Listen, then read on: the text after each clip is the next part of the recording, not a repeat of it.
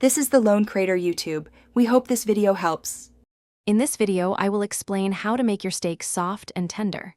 First, select a naturally tender cut like ribeye or sirloin for the best starting point. Always pat your steak completely dry before you begin seasoning. Then, generously apply salt and pepper to all sides, ensuring even coverage for the best flavor and a beautiful crust.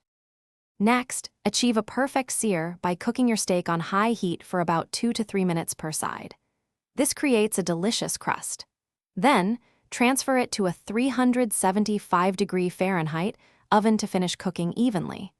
Always use a meat thermometer to ensure it reaches your preferred internal temperature for safety and ideal doneness.